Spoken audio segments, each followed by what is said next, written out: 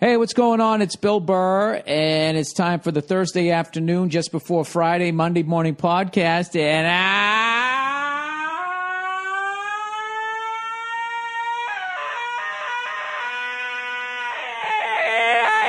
what's going on? Just checking in on you. And I know what all you cunts are saying. Oh, it's fucking Friday. Why don't you call it the Stick It Up Your Fucking Mom's Box Over There podcast? I'll tell you why. All right? Make you all feel guilty. I didn't do it yesterday because I was at a funeral. All right? You self-centered cunts. But now I'm back. I'm back and I'm checking in on you, on an even more fun day. And I know what you're thinking. Well, Bill, why didn't you do it even earlier?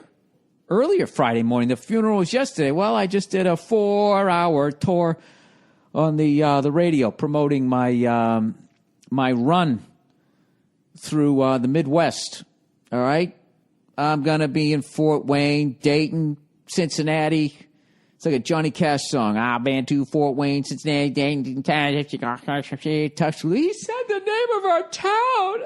I love this guy. Columbus, Cleveland, Grand Rapids, Milwaukee, Minneapolis, Chicago, Pittsburgh. I'm sure I forgot something else. So we're bringing our fucking comedy all the way through there, all right? There you go. So that's why. So now whatever. It's Friday. And I got some shit to talk about, and then I got to... You know what I fucked up? You know... When you get the thing, you know, you get the registration every year for your car, and then you get the little sticker to put on your plate. I'm usually so good about that, I can't find the fucking stickers, and today's the day. Today is the greatest. Today's the day. After today, I'll get a fucking... Oh, I have to have it on today, or I'll get a fucking ticket. So, oh, Jesus. If I got to go back down to the fucking DMV. I know it's somewhere under that mountain of shit. On my desk right now. Did you guys ever used to read that fucking comic strip about that fat bird shoe? Remember what his desk looked like? That's what my desk looks like right now. So I gotta get that fixed. You guys check that out? That fucking cartoon, that comic strip from newspapers that nobody even fucking reads anymore. That's good, Bill. That's a nice visual. You know, when you're in a visual medium, Bill, it's always good to bring up a comic strip from 30 fucking years ago. Sorry, I'm a little grumpy from flying here. Speaking of flying, right? So I flew to Chicago and then I had to get on a puddle jumper for the funeral. And I was sitting next to this guy. He had a hat on that said, "I love Jesus." He had on Pete Carroll khakis. This fucking old guy, thin as a rail. And he was reading this religious book. And I swear to God, he was underlining almost every fucking sentence. And then he was writing shit down next to me, right? We're like shoulder to shoulder. And this little puddle jumper. Hang on 1 second. What's the matter? You got to ask me something? I'll hit pause. Hold on. Hang on. The lovely Nia. Hold on. All right. I really wish I recorded that because I actually was right for once. Anyways, the guy's got the Pete Carroll fucking Dockers on. Thin as a rail. He's underlining this religious thing, okay? And I'm just sitting there. The old me would be like, oh, Jesus. You know, this guy with his religion. And I was actually sitting there going, you know what? I bet he's a great guy. I bet he's a decent human being. And this keeps him that way. So God bless him. And right as I had that positive thought, all of a sudden, this fucking guy, I know it was him. I don't know it was him, but I'm pretty sure it was him. He just lets this old man fart go that it just smelled like... Just imagine farting in an attic is the only way I can describe it. And it was like mothballs, old toys, the greatest generation fart. And I'm like, oh my God. Like, I didn't even try to hide it. I literally said, oh my God. And I put my shirt over my nose, right? And it fucking goes away. He doesn't even address it. This is a 50-minute fucking flight. All right? We're going up, we're coming right back down. It's like we're going to Vegas, except I'm going to a funeral, so it's not a fucking fun time. And this fucking guy, all right as we reach cruising altitude, he does it again. He rips another one. And I'm like, I'm staring at the side of his head, and I know he can feel me, and he won't fucking look at me, and he's still underlining all this, fucking Jesus shit. And I'm like, you got to be fucking kidding. Dude, it was ungodly. Hard-boiled eggs in a fucking outhouse. All right? It was fucking horrific. And I know it was him. You know I know it was him? Because the smell was so fucking bad, and he was sitting there not reacting to shit. All right? I don't know if he was turning the other cheek, some religious shit, no pun intended there. I don't know what the fuck he was doing, but I am 99% sure that it was him.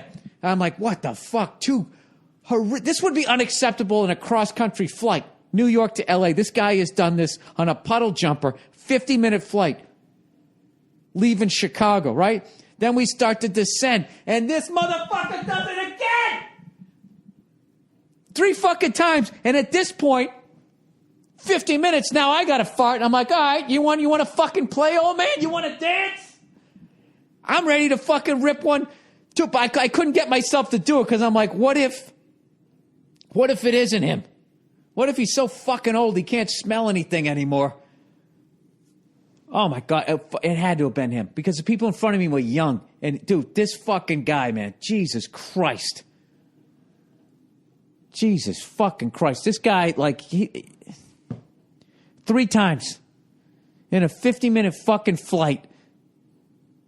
You know what that reminded me of? I remember this guy. One time I did this showcase down at the Comedy Store to be able to do a half hour on Showtime or HBO. It was huge. This was like 12 years ago. And I'm living in New York. And I'm like, oh, my God, this is it. This is going to make or break me.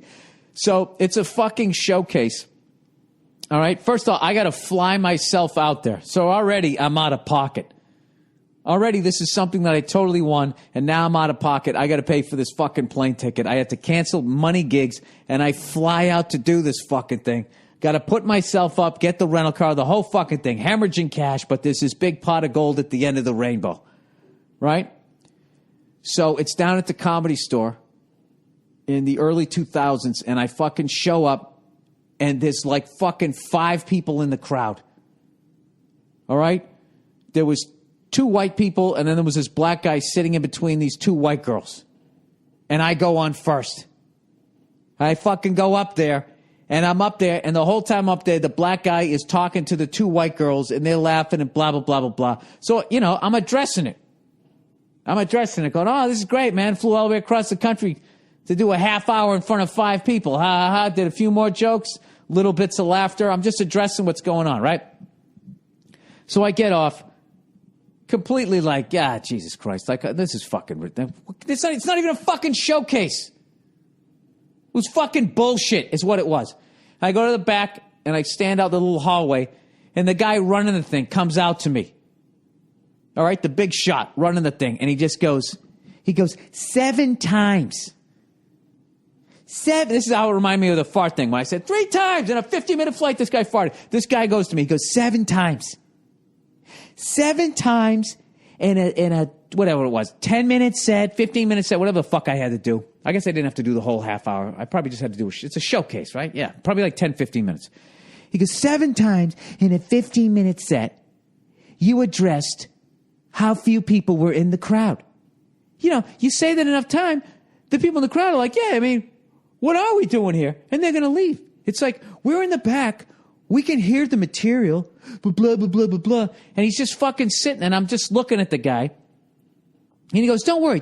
He goes, you're still in the running. You're still in the running to get a special. And that's when I wanted to grab him by the throat and rip out his fucking voice box. What do you mean I'm still in the running, you fat cunt? Do you think I'm fucking standing here waiting for you to tap me on the head with your magic wand? You can make it now? Sprinkle your little fairy dust on me? Oh, now I'm valid, you stupid cunt. This is your fucking showcase. You fucked up. You should have packed the fucking room. I'm supposed to do stand-up in front of... Oh, fuck, I wish I said that, but I didn't. I just sat there and took it. The same way I took it from that fucking old man. I don't give a shit if he fought in World War II. If he wasn't on the front fucking lines with a flamethrower, fuck him. These fucking people into Jesus. Is that what Jesus teaches you? To fucking fart 3 times on a 50-minute puddle jumper and not even address it? You know what's fucking funny, too? The air is pressurized, too. It's a lot fucking thinner when you're up there, right? So I bet it was spreading out even further. It wasn't all packed in, you know? You fart, You fart at fucking sea level. You know what I mean? You got a little... The air is a little more compact, right? I might be off here. But you know that? You know, like when you have an empty water bottle with the cap on it, right? As you start to descend, it starts to implode, right? Because the air on the outside is more fucking denser. And it's got to fill up that space. So this guy farted like inside that fucking bottled water, empty bottled water. Nothing but open fucking lanes. Oh, God, it's so fucking gross. Do you realize when you're smelling somebody's fart, that was air that was trapped in their fucking guts? That's what and now it's in you. It's in you. It went into your bloodstream, and it's fueling your fucking body and going up to your brain. This fucking guy's Korean conflict farts 3 fucking times. And every time I'd look at him, I'm like, what the fuck? I'd see on the corner of his brill, it said, I love Jesus. I love Jesus. What do I know? Fucking farting. Here you go. Oh, my God. You know what I actually wanted to do? I wanted to reach down and pretend like I was going to tie my shoes, like in Schwarzenegger and Raw Deal, when he elbowed that fucking black dude and then put the fucking Panama Jack hat on his head. Don't interrupt my friend. He's dead tired. You don't remember that? Then he climbed down the landing gear. I would have done that. Landed right in fucking Lake Michigan. You know? I don't give a fuck. Hypothermia. Then I sink to the bottom. Michigan doesn't give up its dead. Lake Michigan does not give up its dead. You go down, that's it. They never see you again. But you don't get eaten by a shark. You just sort of, your teeth chatter for a while. Then you get that warm, peaceful feeling. You know? And you wish like, oh, you know, maybe I didn't kill that I Love Jesus guy. I wish I read that book and I had that hat. And I had those fucking pants on and that stupid old man jacket he had. God knows he's going to go to the pearly gates. He's getting in. Second he walks in. You know what's funny? He probably has like a fucking... lining of that jacket was probably made out of some fucking big girl's back skin, right? Some fucking serial killer. Maybe that's what I was smelling. Probably had a fucking body part in his goddamn fucking sock. Anyways, so I'm back from the Midwest. Yeah, my uncle passed away, as I mentioned. What a great guy, man. What an absolute... So, it was weird. It was one of those funerals that was sad and uplifting because you knew the guy lived a great life, but everyone was so sad that we weren't going to see him again. And enough time had passed between me sitting next to the guy farting his fucking brains out. Maybe he was so old he couldn't control it and he was embarrassed. You know, when he had like those Depends on. I know he didn't shit himself. Because if he shit himself, like the fucking goddamn windows would have blown out on the thing. So anyways, let's get on with the Thursday. How's your week going? That's how my week was going. You know? I'm getting ready to do this fucking tour. I got some acting work next week, and I can't find the stickers to put on my license plate. So I got a lot of bullshit going on. But you know what I did get a chance to do when I was flying back? I got to watch the Astros and the Royals series. It's always hard to tell in the first game what it's going to be like because somebody's usually there's usually one unhittable fucking guy, right? And you have no idea. But you know what was great? Was Fox Sports. They got Pete Rose doing the analysis. He was fucking crushing it. Just totally being Pete Rose. He's like the guy I met when I ever tell you guys that story when I had him sign those photos. You know, he's usually at Caesars and he signs, right? And I was with Lawhead. And I was like, fuck, man, that's the greatest hitter of all time, right? And how much does he wish that he created DraftKings or FanDuel? You know how awesome that would be? And then he became a fucking billionaire. Unbelievable. You know how FanDuel and DraftKings are fucking up right now? If they just admitted that they were gambling, the whole thing would go away. Other than that, there's no story. That stupid scandal where they're going, they had inside information and people at fucking DraftKings gambled through FanDuel and made hundreds of thousands of dollars. What inside information could you have? Did they pay off a referee? How do you get inside information? Are they talking to somebody there who plays in the league? Some quarterback for some team, they pay him off to win a couple $100,000. It doesn't make any... They didn't have any fucking inside information. There's no fucking way they did. They didn't. They just had the decency to not gamble within their own site. They went to another one and they fucking won. That's all. Right? I saw the guy who runs DraftKings. He was on TV trying to explain why DraftKings is a game of skill versus betting against the line. He goes, well, if you bet against the line, it's 50-50. You know, you either win or you lose. It's like, it's not 50-50. Have you ever gambled in your life? You bet against the spread, you lose. You could win that week. But if it's 50-50, why would there even be a sports book? So we can keep handing back the same fucking $100 over and over again? And then he's like, well, this thing, you know, if you just go pick a bunch of players and you don't know what you're doing, someone who has better skill than you will win every time. Like, that's the loophole, which is fucking true, but it's still gambling. Because in the end, it's like, yeah, and then when I lose to that guy, I lose money because I wagered that I was going to be better than them. What it all comes down to is why they gave me shit and why they stopped advertising on here is they didn't want me to call it gambling, even though they knew it was fucking gambling, because they fucking want to stay in business with the leagues. And the leagues, the fucking whores that they are trying to scoop up all this easy fucking money through gambling as they browbeat their own fucking players about it. Which, whatever. I mean, that's the American that's actually the human way. But to sit there to be as transparent as this, to just obviously be what the fuck it is, and to sit there and be an apple and sit there and be, no, I'm a fucking banana. You're not. No, I'm not a fruit. I'm a banana.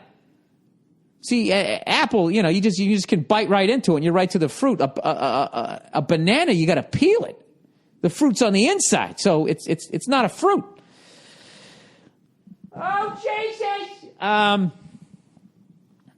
You know what I really think the biggest problem with FanDuel and DraftKings is that they're young people that all of us that came up with this thing, and now both those companies are worth $1 billion each. And I think they're so young and so came out of nowhere that they didn't know what palms to grease when you're in a national gambling site. You know what I mean? There's all kinds of fucking town cars that have to pull up, and you got to be handing them little packages of fucking money and blah, blah, blah, blah, blah, so everybody will look the other fucking way. You know what I mean? Because as bad as what FanDuel and DraftKings are doing, what those fucking cancer awareness people are doing, all right, and people that get in bed with them and they sell it to you as though, buy this pink jersey and all the money from this, when they say a portion, I mean, you think more money than not is going to go towards actual cancer victims, right? Then you find out it's like fucking 8%, and then that 8% goes to the pink lady, right? And then she's got to make her $650,000 a fucking year, and they got all their infrastructure, and it all trickles. It's not even research; it's just awareness. The whole fucking thing is perverted. So I don't know. I still don't think it's as bad as what the pink lady's doing. But I'll tell you right now, the NFL, man, the walls are closing in. You got that pink horse shit going on one side. You're in bed with the sports book, right? And nobody's saying shit. Nobody's saying shit because you make ESPN so much fucking money. And ESPN's going to sit there. What are they going to talk about? Tom Brady and fucking air pressure. All right, I've beaten that to fucking death. Oh, Jesus Christ. Who would know better about hypocrisy than a fucking hypocrite like me? How far into this? All right, let's read a little bit of advertising here. The little that I have left. The little that I have left on this show. I have to hum my password or I fuck it up. There we go. All right. By the way, has anybody watched that show? Oh, wait, I forgot the Pete Rose story. Sorry, let me get back to the Pete Rose story. Like 3 old guys just went, yes! Thought he was going to forget it. All right, the Pete Rose story. So he's signing in Vegas. Me and Lawhead are there. We're like, that's the greatest hitter of all time. We got to go talk to the guy. So how it works is you got to buy something that he then signs, and then he'll fucking talk to you. Fair enough. You got 4,100 more hits than I do. Abso-fucking-lutely. Let's do it, right? Or whatever the fuck he has. So there's 2 fucking almost identical pictures from the 1975-1976 World Series where the Big Red Machine won back-to-back titles. They beat the Red Sox in 7 games, and then they beat the Yankees in 4 games. And both of them, like anybody who watched Pete Rose play in his heyday, the classic of him is him rounding second base His batting helmet flies off, and then he dives headfirst into third base. So the two photos, one was of him doing it against the Red Sox. Helmet was already locked. He's like Superman in the air, diving in safely for a triple or whatever, or first to third on a single to right. God knows Charlie Hustle probably did that. I don't know what it is. All I know is he's sliding into third safely. The Yankees one, same thing. Helmet off, diving in through the air, going to be safe. So I said, hey, man, I'm a Red Sox fan. I got the Red Sox and the Yankees one. I go, on the Red Sox one, can you write, Bill, I'm sorry, Pete Rose? And he immediately just looked up at me with that fucking Game 7 look in his eyes when I said, can you say I'm sorry? He just looked up at me and he goes, I'm not. And I laughed, and he still wrote it. And then when I told him to write on the Yankees one, to write, Bill, you're welcome. Then he laughed and he understood the joke. And then we actually got to talk to him a little bit. And nobody likes talking baseball like a guy like that, man. I mean, to be able to hit the way that guy fucking hit, you are literally an encyclopedia. Him, Tony Gwynn, Ted Williams, Wade Boggs, all the great hitters of all time. That's what kills me about Ichiro, man. Like, I wish I could understand the guy better because I would love to listen to that. Like, to me, as badass as is hitting a home run, hitting for fucking average is the coolest fucking thing ever. You know what I mean? Those big guys that fucking hit home runs and everybody stands on the same side of the field because they know he can't do anything else other than pull the fucking ball. You know? I like those guys sprayed all over the fucking field. They're like the porn stars of hitters, right? Just fucking spray it all over the place. So anyways, we actually got to talk to him about, who's the toughest guy you ever had to pitch against? And he actually asked us to guess. Because it's the same time, he's just like, well, I'm not going to tell this fucking story again, I'm going to have a little fun with this. Let me test your baseball knowledge. So we were trying to think of everybody. We're like Don Drysdale, Nolan Ryan, what's his face? Tom Seaver. Oh, I guess the guy, fuck's his name, from St. Louis, Bob Gibson. He was like, nope. Went through the whole fucking thing. We were like, who? And he said, Sandy Koufax. And we're like, really? And he goes, oh, yeah, man. He goes his curveball. And then he just imitated the flight of the ball. And he had it basically almost on like an arc and then just fucking just dropping off the table. And he did it like on both sides. Like it was like it didn't matter if you were right-handed or left-handed. And Pete was a switch hitter, if I remember correctly. It's like it didn't matter what side of the plate he stood on. The shit came in like it was in your fucking wheelhouse and then it just fucking disappeared. So,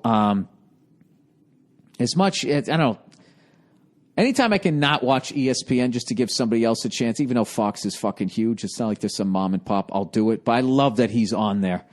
Even though they got that big, weird, dragnet-looking guy who's just going like, hello, people, this is a TV show. He does like that type of humor. It's like, oh, God. He looks like a beat cop from like 1955. He should be outside Ebbets Field. Just really loud. That's like those two guys that come on and the camera's fucking moving like, oh, something exciting's happening. We got to be beyond the highlights, everybody. We got to put our own stamps on the sports show. They're doing that fucking thing. So, I don't know. It always comes on late and I'm like halfway passing out and they're fucking screaming and yelling. Like Trey Wingo at his worst. Trey Wingo always gets that fucking sound in his voice where you're just like, dude, will you relax? You're not playing. Just read the fucking highlights, will you? Or whatever the fuck it is you do. Not read the highlights. What is it that they do? What is it that I do? Well, what does anybody fucking do? Before I do the advertising here, I got to go off on this fucking thing. My wife has got me to start watching that Shark Tank thing, and I fucking hate that show. All right, I hate how these young, fresh-faced kids come in and these fucking jerk-offs act like they're the biggest geniuses ever. You know what I mean? They're all billionaires, right? And then just the shit that they say is so fucking evil. First of all, Mark Cuban sits there. Like, it looks like not Shark Tank. I was joking. I go, this looks like Drunk Tank. The guy fucking sits there, and as he's listening, he's slouching, and he's got that fucking Full Metal Jacket. I am in a world of shit. He, like, looks up through his eyebrows, and his mouth is, like, half open. Although it's funny, I love how heartless they are, where they're just like, okay, this is a security thing. And he goes, what's your background in security? He goes, well, I don't have a background. And he just goes, I'm out. I love when they do shit like that. But the bald cunt there, when he goes, these two fresh-faced girls come on, right? And they come on and they say that, I don't know what the fuck they're making, but all I know is whatever they're making costs $4. That's what they sell it for, and it costs $3 to make it. And then Baldy comes in. He's like, oh, hey, well, let me know. How do we get it $1? Make it for $1, and then I get $3 fucking dollars, you know? And they put that pressure on the kids. And that right there is how fucking factories leave this country, and you got some crying 8-year-old making it for fucking 2 cents a goddamn month. That, and also unions totally took advantage of their position. We're miserable cunts to fucking have to deal with both of those things. So I don't like the whole fucking thing. Hey, we're going to come in with a great idea, and you're going to fucking buy in and basically own the thing in the end. The Shark Tank, like they're not on some level reprehensible human beings taking advantage of fresh-faced kids. You know, I really oversimplified all of that, and you know what? I love that I did. Very little information, very poor business background, you know? Mark Cuban's my favorite part on the show. I don't know what his resting face is, but I can't believe he's not going, when he's sitting there, because that's what his face looks like. All right. So, let's read some advertising. All right, Blue Apron, everybody. Blue Apron. How much is the apron? How can we make it be fucking 2 cents to make the apron, and then I get all of the rest of it. All right, Blue Apron. It's okay.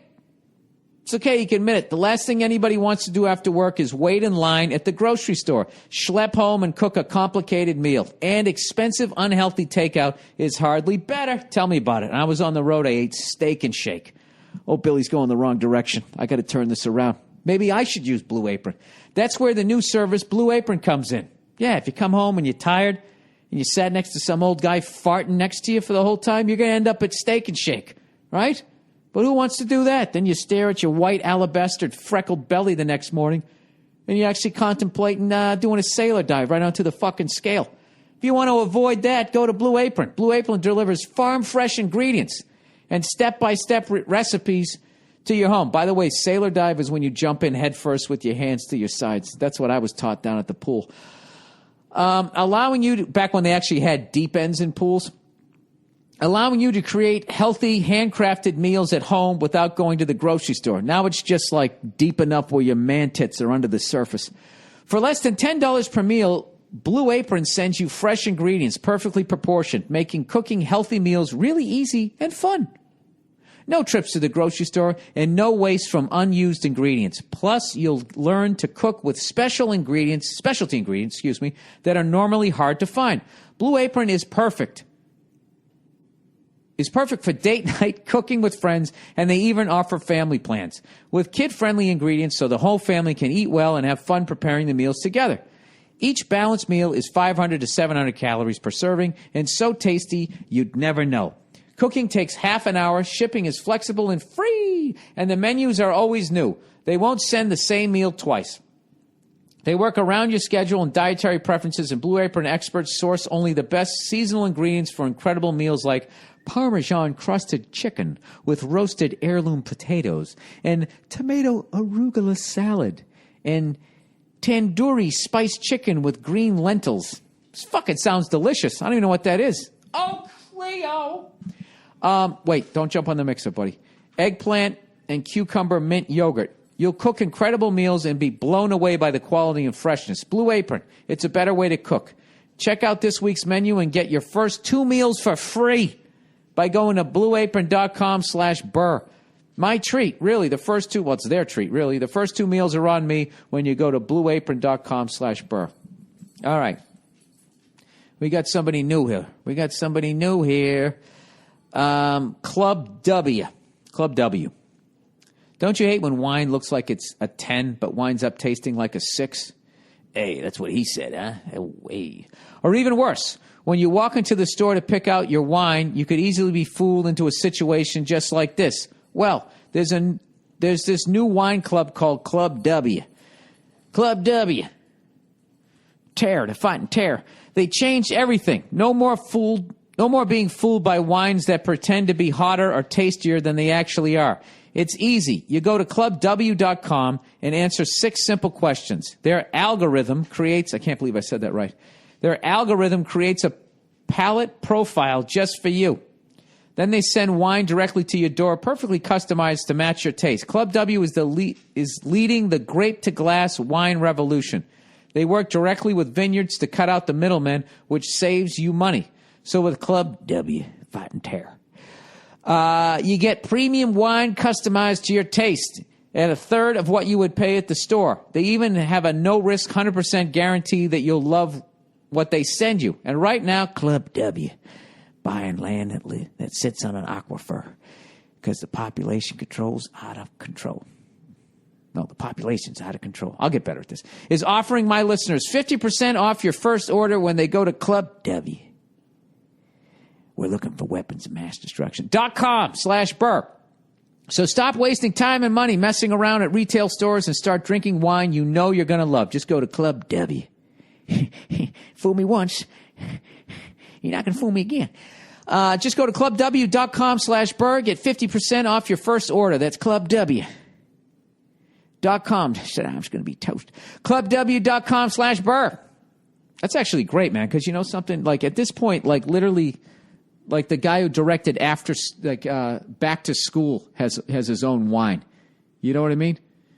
The best wine that I ever had is a Barolo. And not the one that's more acidic. It's more the fruitier one. And if you get a great bottle of that, ask for a Barolo. That's what I can tell you. Or you can go to Blue Apron. Tell them that you like a Barolo when you go to Club W.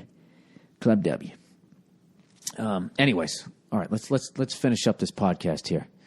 Where am I going here? Oh, let's talk hockey. Hockey just started, right? Hockey just started, and now. Hey, how about Rafi Torres, huh? Setting the tone early. Jesus Christ.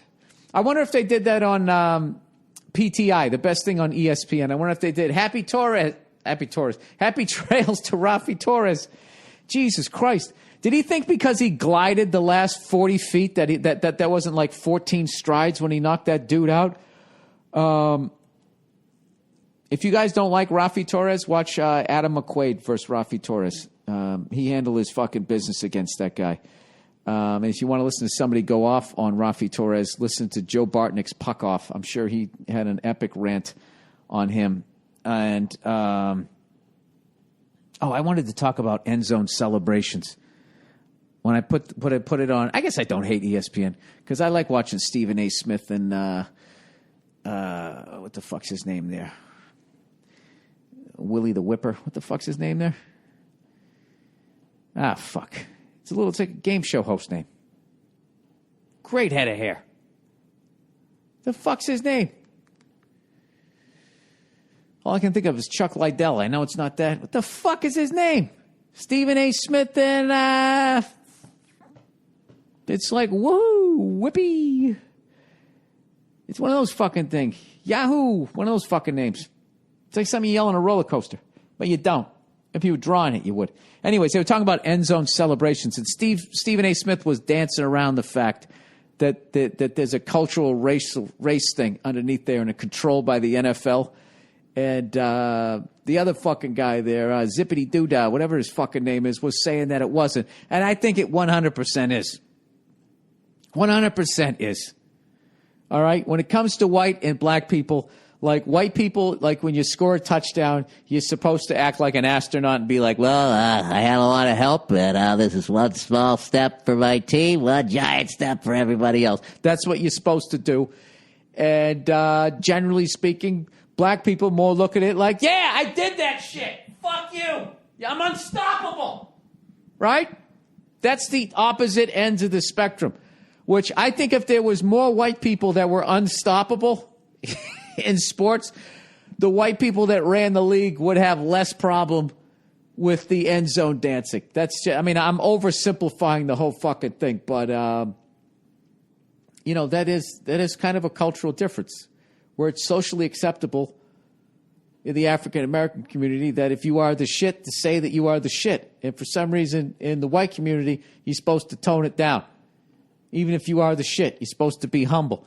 And what I think that really comes from is the upper 1% of white people that take all the fucking money. You know what I mean? And back in the day, they were celebrities. The Rockefellers, the Vanderbilts, the Astors, you knew what they fucking looked like.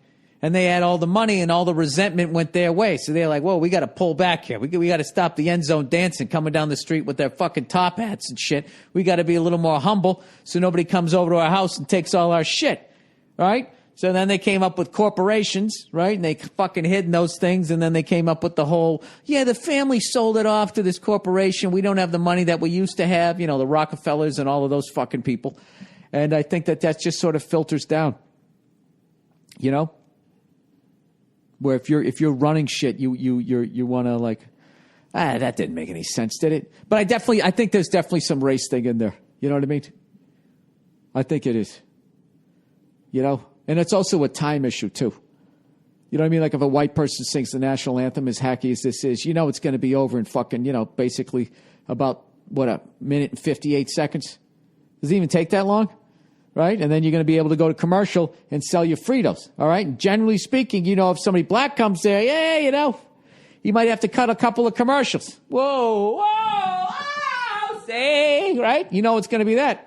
Where a white guy's just going to get out there like, say. He's already to the say. Right? He gets there fucking 2/3 of the time quicker. All righty. There you go. That's me checking in on you. I hope you cunts have a great weekend. And everybody's been freaking out about the musical interludes here. This is all Andrew Themelis. He's a younger fella, so he knows all the hip new stuff. If I was doing it, it would be like, tie a yellow ribbon round the old oak tree. It's been 3 long years. This is the musical interlude. Did you still want me if I don't see that ribbon? Round that old oak tree, I'll get on the bus. Forget about us, put the blame on me. Tony Orlando, everybody. If you want to put that on your little iPads and listen to it ironically, I don't. I listen to it emotionally, and I cry and think about how old I am. Go fuck yourselves. I'll see you on Monday. Enjoy the second half of the Thursday afternoon just before Friday, Monday morning podcast that came out on Friday. All right. Hi, Bill. How are you? I'm a big fan out of Edmonton, Alberta, Canada. I've been up there, Northlands Coliseum, one of the greatest hockey team, one of the greatest. I was going to say, I've heard you talk about it in regards to hockey. Yes. Edmonton. Okay, you got fans up here, so pull a Louis C.K. and come up. I guess Louis was just up there. Some good food, some good beer that you no longer drink, and some women that I feel put Montreal to shame. Oh, shit. I like that, huh? I like the ladies. Okay. Need some advice, and if you felt like bringing in the lovely Nia, lady, oh, sweet. then by all means do so, as a woman's thoughts would be very welcomed. All right. Here we go. My fiance from Virginia told me recently that one of her fantasies is a threesome with another lady. Thing is, whenever I bring it up, she gets squeamish about it. I've come across 2 separate women that have said they're interested in her and I as a couple, but when it was time to meet, my fiance pretty much said she didn't want to. Once was due to my fiance being 3 months pregnant with our firstborn. You dirtbag. Hey, we don't judge on the podcast. Why would you even say, you're not a dirtbag. That's actually really hilarious. But how inappropriate would it be to have I'm sure people have done worse. I wonder how that would damage the kid. What are you talking? Damage the kid? Just how the kid is in there and he can hear, like, you know. No, they can't.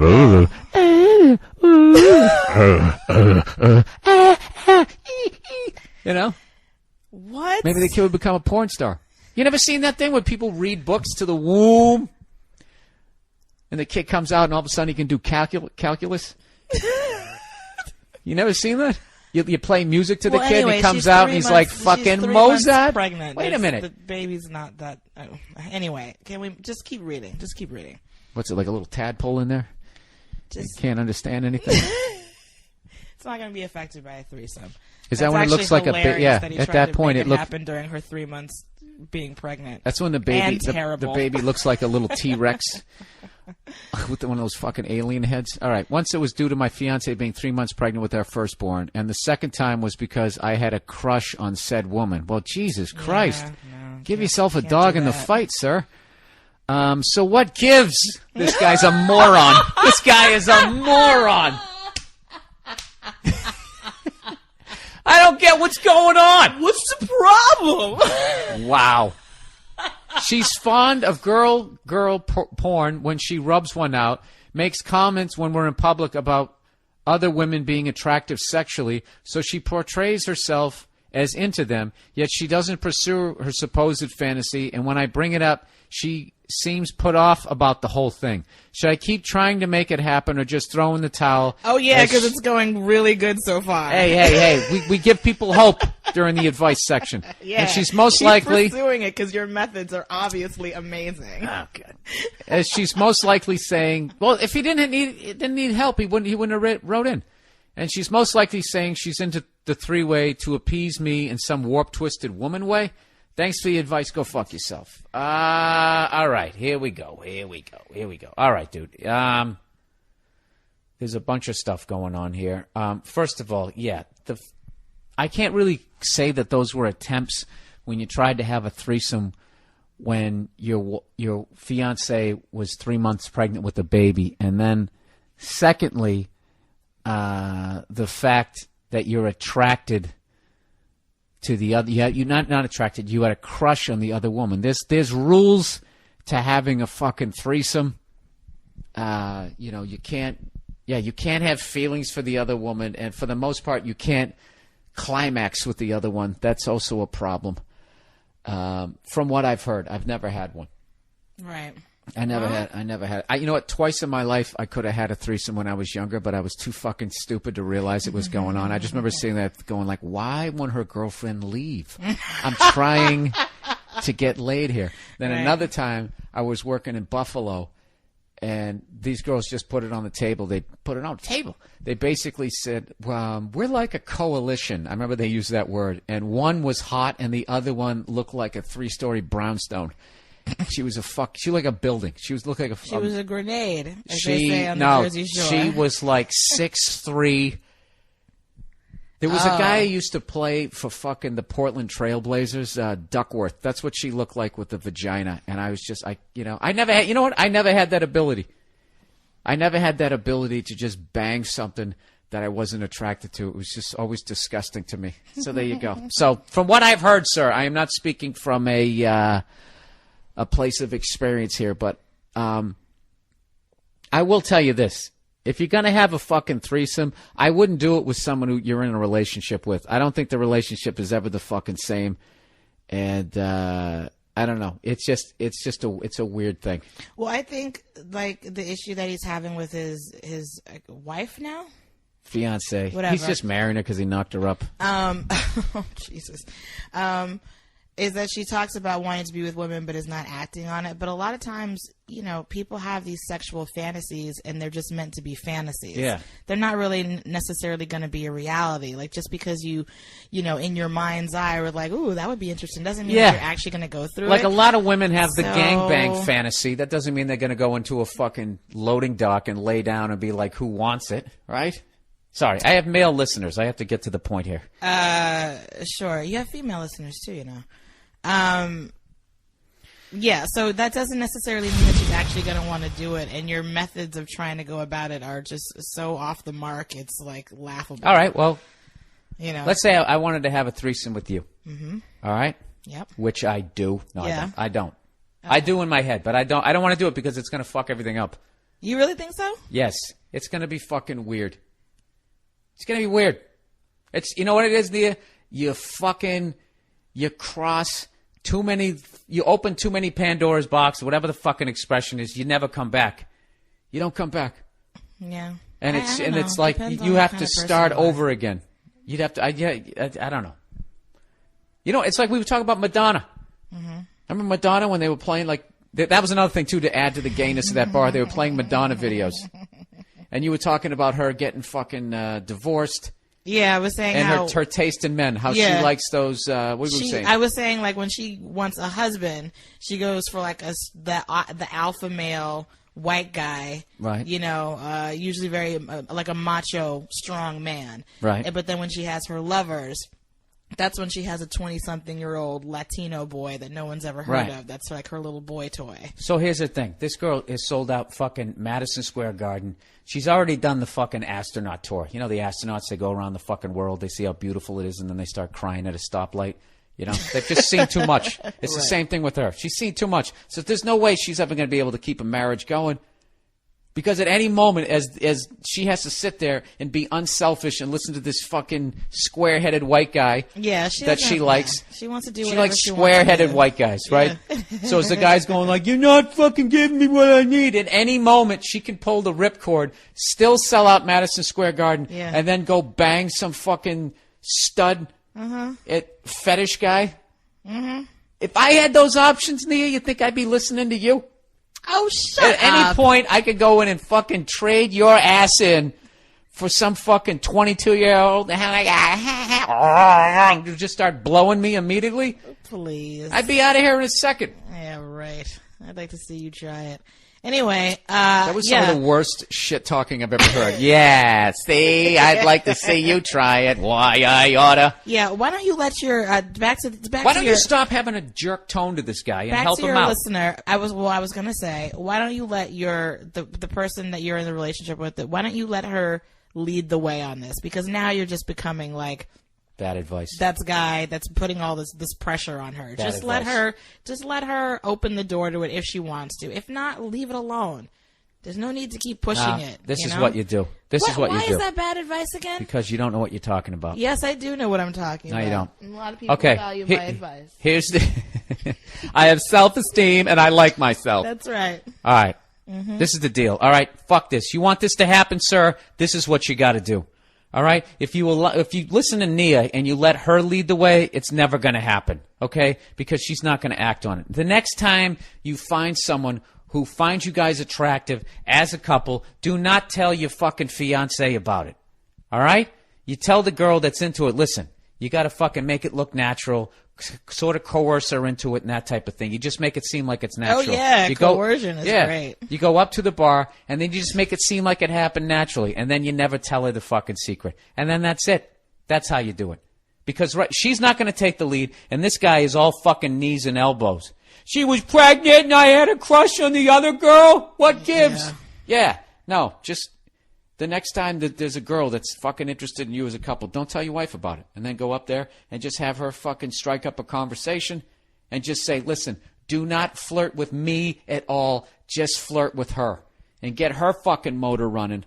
And then maybe it'll go down. And then what you want to do is try to start the kissing there at the bar. It's actually not bad advice. Thank you. Thank you. See? That's how you do it. Because I'm telling you, it's not going to happen. She's like, I like if I get scared. It's not going to happen. So you gotta make it seem like it's natural. Yeah. That's how you do it. You got to get sneaky there, sir. That's what I just advocated. Fair enough. Fair enough. Look at that, huh? Every once in a while, she agrees with me. All right, let's get on to Fat Guy Feng Shui.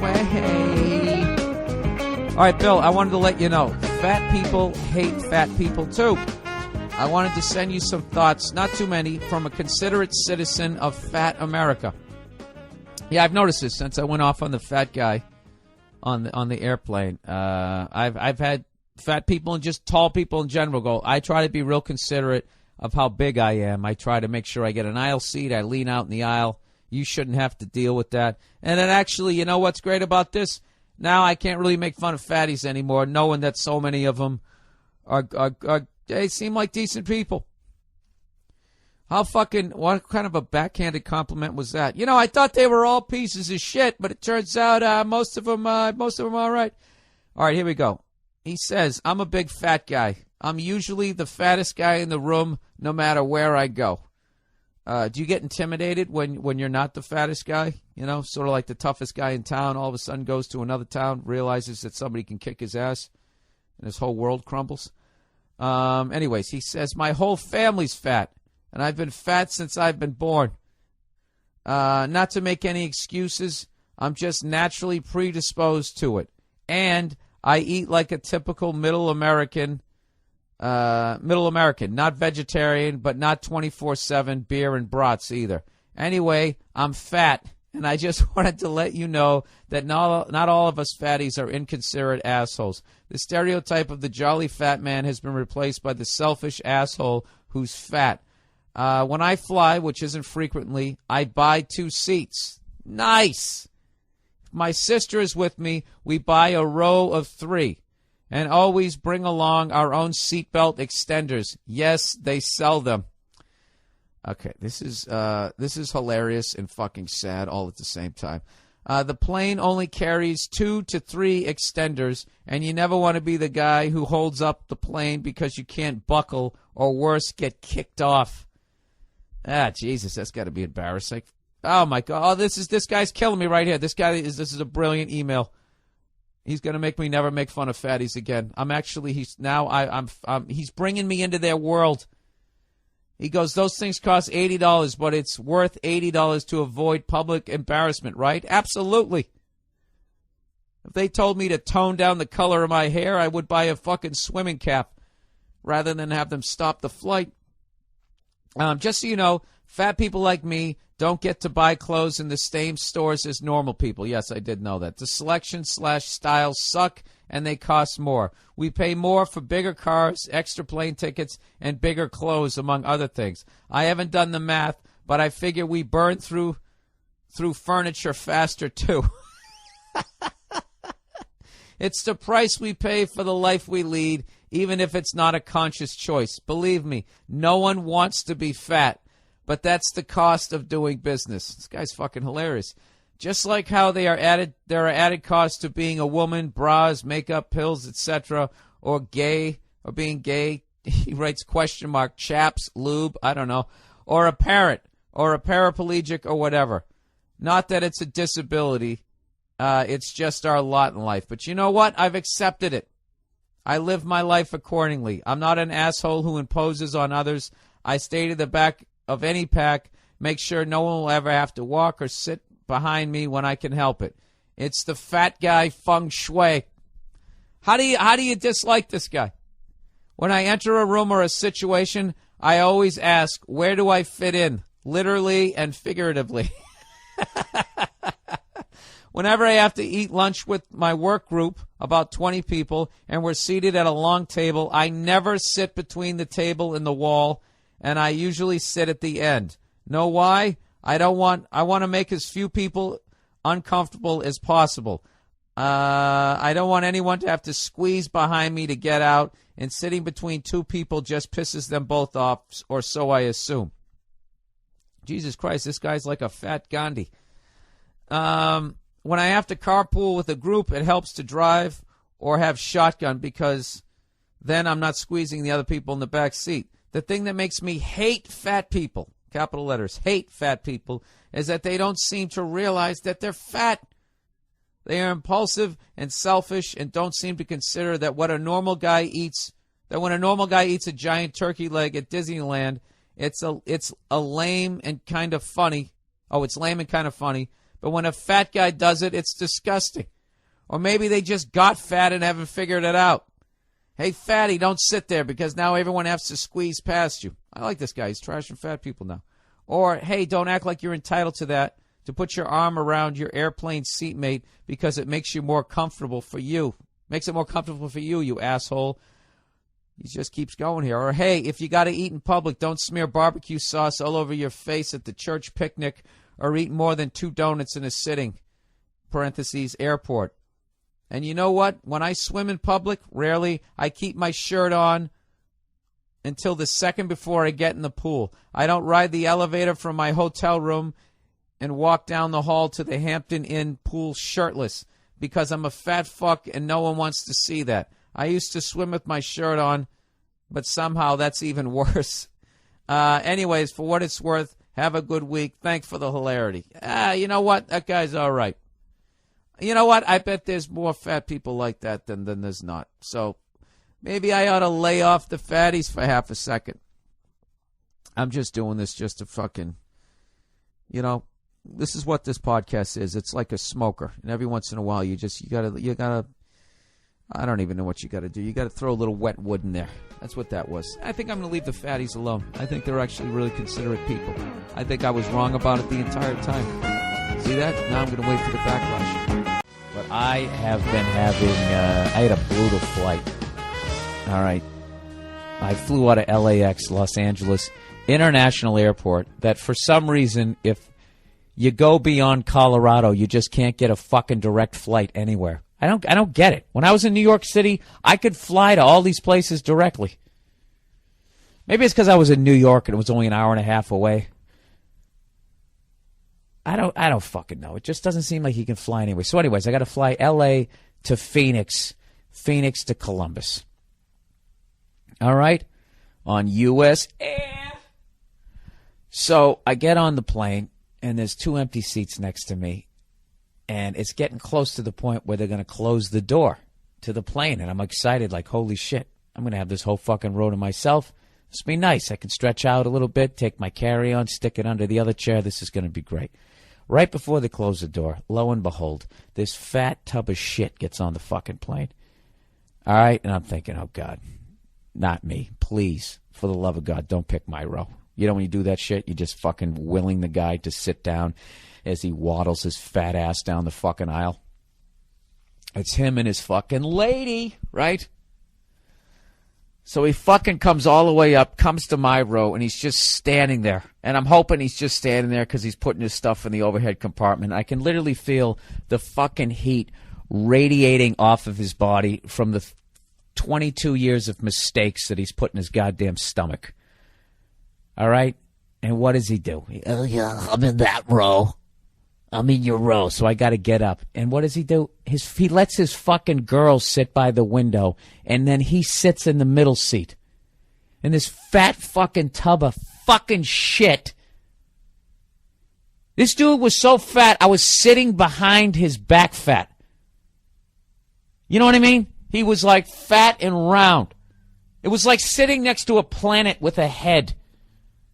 You know, it was like the roundness of this guy. Okay, so he's trying to be less fat. God bless him. So he crosses his arms when all it does is just cause his fat lat to fucking bulge out even more into my airspace that I fucking paid for. And it's not real. All I'm thinking is, why the fuck didn't he take the window seat and then post up against his girlfriend? My shoulder was getting hot from his arm. He was on me. This fucking guy was on me.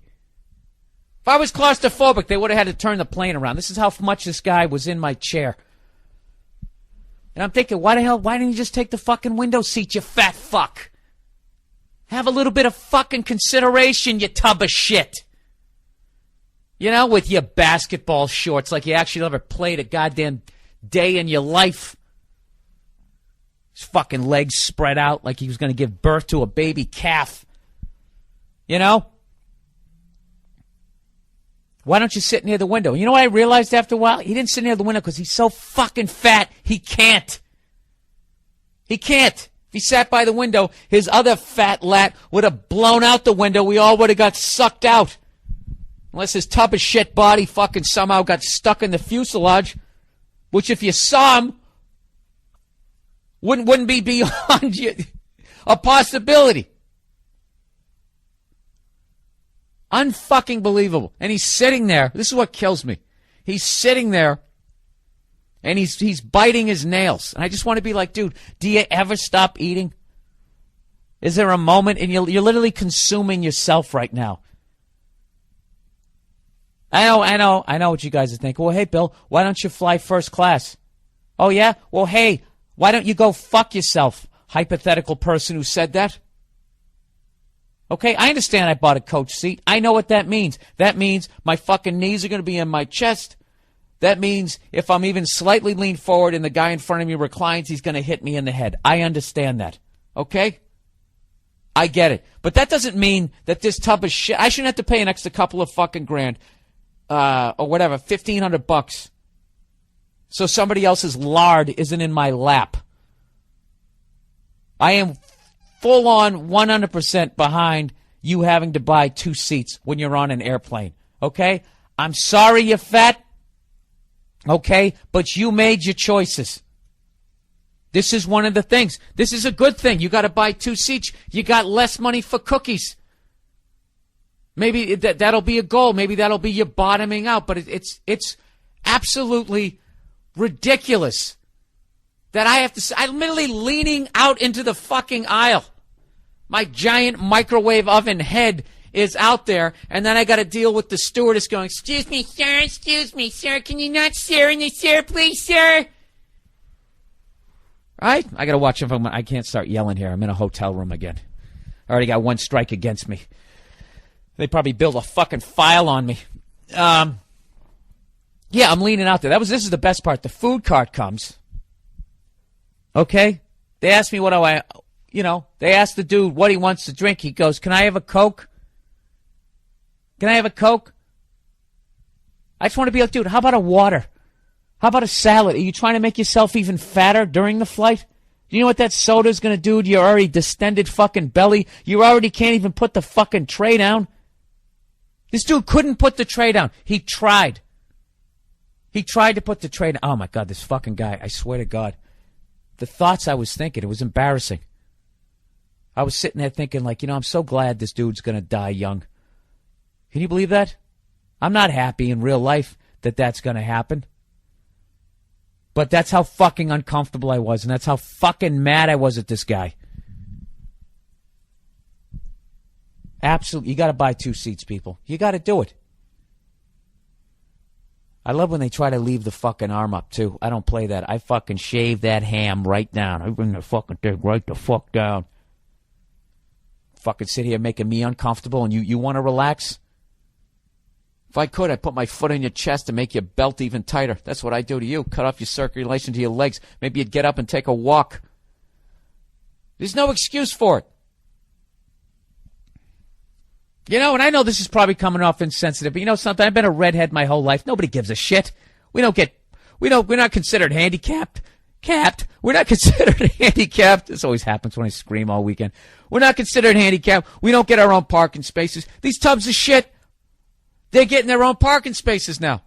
Making a shorter walk to the store, making them even fatter. The only positive thing I can say about this guy was he only went to Phoenix and he didn't smell. I got to give him that. He didn't smell. I don't know if he fucking jumped in a goddamn pond, killed 200 fish before he got onto the flight. I don't know what he did, but he didn't smell. But I swear to God, you know what kills me is I ranted about this on the radio here in Columbus. And somebody called up the radio station and said, I'm 5'8", 300 pounds, and I love to fly. I'm never listening to this radio station again. Can you believe that? This dude actually felt like he was the victim. That'd be like if some wife who got the shit kicked out of her ranted about her piece of shit husband for slapping the shit out of her, and then some guy calls up, hey, I got issues with women, and I slapped the shit out of my wife, and I'm never listening to this radio station again. Give me a fucking break. You know what you need to do. Eat a salad. Go for a walk. You don't have to put money down for the gym. Just go for a walk. It's actually easier to do cardio when you're not at the gym. Because when you're at the gym, at any point, you can just get off and walk 100 yards to your car. Your car is always 100 yards away. When you walk out your front door and you walk a mile away, what are you going to just quit and lay down on the ground? You got to walk back. There's 2 miles. Easiest 2 miles you'll ever fucking do. Or be a tub of shit. Be fat. That's your right, okay? But buy 2 seats. That's all I'm going to say. All right? Do I wear short shorts showing off my milk white legs, offending everybody's eyeballs? No, I don't. I'm considerate. I wear the Jordan ones. They come down right over my little white knees. You're listening to the Monday Morning Podcast, and yes, it is insensitive. Doesn't mean it's wrong. I'm right. I'm right on this one. Hey, fatties who listen to this podcast, God bless you. Have yourself a Sunday on a Monday, right? I understand it. You're an emotional leader. Something fucking bad happened to you. So food is your friend. And then you go in there. I get it. I get it. I want you to lose weight. I want you to feel good about yourself. But until you're at that weight where you're not, spilling into my seat, you got to buy 2 seats. I shouldn't have to suffer because you ate all the cookies in the house. That's not my fucking fault. Oh, Jesus, Bill, we got it. I actually tweeted this week that fat people are the new secondhand smoke.